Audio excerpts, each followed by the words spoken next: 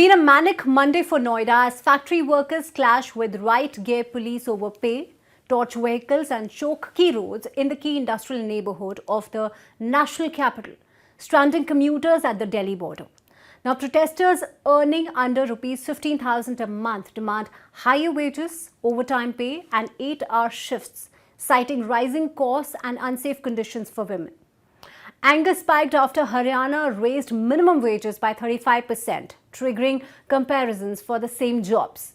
Chief Minister Yogi Adityanath has ordered labour talks and warned of strict action. The Uttar Pradesh police has tightened surveillance across industrial zones. TCS Nashik reel as 7 employees, including an HR manager, are arrested in a widened sexual harassment probe.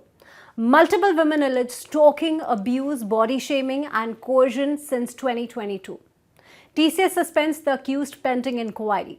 Police review 40 plus CCTV clips and an undercover sting by women officers catches one suspect in the act, intensifying the case. The Supreme Court of India refuses interim voting rights to citizens whose names were struck off during the SIR voter roll cleanup, even as appeals pile up before tribunals. Now, TMC MP Kalyan Banerjee says 1.6 million seek relief before polls. CJI Suryakant calls the demand out of the question, while Justice Joymala Bagchi cites data showing 3.4 million appeals flagged in a report from the Calcutta High Court. A special Parliament session on April 16 to 18 ignites a showdown as the centre moves bills to expand the Lok Sabha from 543 to 816 seats and reserve 273 for women, triggering a fierce battle over delimitation. Now, the government pushes to redraw constituencies using the 2011 census before 2029, calling it fulfillment of a promise. The opposition counters that clubbing women's quota with seat redistribution is dangerous and demands a fresh census first. Southern states warn the plan widens the north-south gap despite a flat 50% rise as parties brace for a high-stakes constitutional clash. Iran's ambassador to India, Mohammad Fathali, hails New Delhi as a reliable and compassionate partner amid soaring tensions, alleging post-ceasefire strikes on Iranian civilian sites and vowing protection for Indian vessels through the Strait of Hormuz. He says the waterway is Iran's territorial space, assures safety for Indian ships and cites strong ties with India. Now, referencing talks in Islamabad on nuclear issues, reparations and sanctions relief, Fathali says Tehran remains open to dialogue but ready for war if provoked. Is there a deal between India and Iran where Indian vessels will be allowed to pass through the Strait of Hormuz without a transit fee? Because a demand has been made by Iran that the Strait of Hormuz will now be territorial waters of Iran and a toll will be charged by Iran. You can ask from the Indian government if they charge anything up to now or not. I said to you that our high-ranking officials believe that we, as Iran and India, have a common interest, and God willing, we have a good relation in the future. And now, in these difficult times, we have a good relation. And I said to you that mentioned that Prime Minister, His Excellency Prime Minister Modi, 2 times talked with Mr. Pezeshkian. We believe that Iran and India common interest and common fate. Iran warns that no port in the Persian Gulf or Gulf of Oman stays safe as the US moves to blockade vessels entering or leaving Iranian ports from Monday evening, a step announced by the United States Central Command. Now, traffic through the Strait of Hormuz slows sharply, oil jumps and tensions spike after failed talks.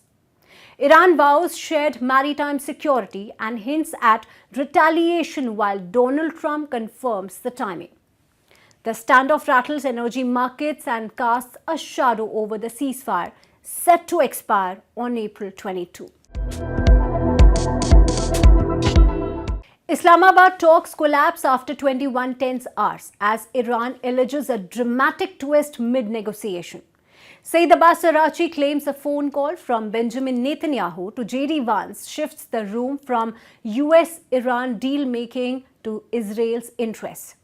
Iran says it enters in good faith but accuses US of chasing at the table what it fails to win in war. Vance exits with a final offer blaming Iran's enrichment stance as the deal breaker. Mohammad Baghir Ghalibaf says the US fails to earn trust as Iran pushes a diplomacy of power. Pakistan's mediation ends without a pact and Washington stays silent on the alleged call. Islamabad peace push teeters as Saeed Abbas Araghchi says Iran is inches away from an MOU with Washington before talks implode over maximalism and shifting goalposts.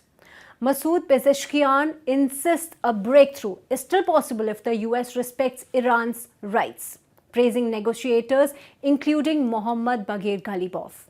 Tensions spike as United States Central Command announces a naval blockade of Iranian ports, following threats by Donald Trump over the Strait of Hormuz.